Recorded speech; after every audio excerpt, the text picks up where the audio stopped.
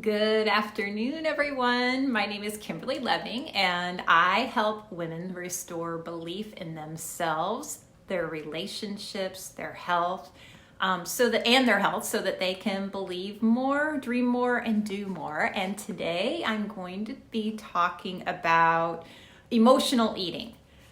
I don't know anyone, especially women, that have not been a victim of emotional eating at some point in their life. So maybe you're not doing it now, but I think everyone can relate to this in some ways, where something that we perceive that's bad has happened, and so we eat. It's not healthy, and I think we know this. Sometimes we get stuck in a rut and we continue. And so today I want to give you a few tips, some things that you can do, and most of them are really easy, that you can put in place to help you stop that madness. So the first one is simply awareness that you are doing. If you've ever heard of mindful eating, that's something, if you've worked with a health coach, or if you're working with a more holistic type doctor, they might talk about mindful eating. And you're like, what is that, right? Well, it's the opposite of what we a lot of times do, where you're sitting in front of the TV and you've got a bag of chips open, and by the time you not even notice, the whole bag of chips is gone because you're unmindfully eating. So it's the opposite of that. You're actually paying attention to what you're putting in your mouth. You're enjoying every minute of it. You're chewing slowly, you're enjoying the taste, and you're being mindful about the whole experience. I like doing this even if it's something that's not a health food. So if I want a piece of chocolate or a piece of cake, I'm very mindful of it because I want to enjoy every last minute of it.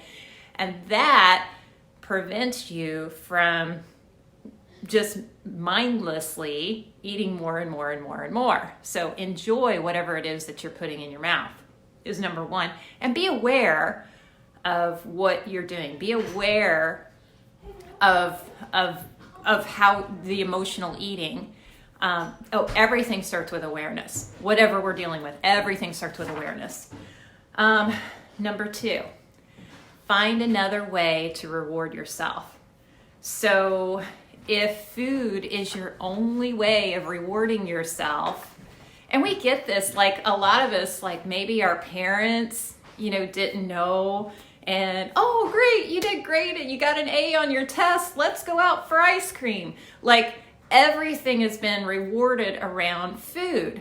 So there's this whole reprogramming thing that needs to go on in our brains with rewarding ourselves with something else. And just an FYI, if you're a parent and you've got little kids, maybe implement some of that now so that they're not attached to their food as a reward. So think of other ways you can reward yourself. Could it be, I don't know, if you're a woman, go get a manicure. You can take a bubble bath. I mean, there's inexpensive things you can do. Go for a walk, snuggle up and read a book, set aside some time for yourself, whatever it is. Think of some other ways that you can reward yourself. Have them in place. So you have to be a little proactive here. So you have to have them in place and think about them ahead of time. But other ways that you can reward yourself besides food. Okay, number three, and this is a toughie, and you may need help. This is something that I help people with, and that is letting go of negative emotions. So there are some things that you can do, but a lot of times when you're working with like an event or negative emotions, that's hard. And we turn to food as the thing to soothe us. If you can work through it instead of avoid it, it will be better for you. So pick up a journal, write about it, ask yourself, what can I learn from this? Ask yourself some good questions. Let yourself feel the emotions. If that's something that's really a struggle for you, that's something we could have a conversation about, because that's something I help with. I help people change their perception of negative events so that it's no longer a problem. But there's simple things you can do. Just simply journaling and asking yourself good questions is a great place to start. Okay, 4 is de-stress.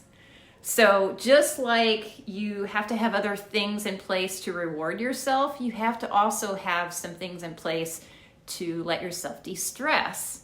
That's not food. So go for a walk.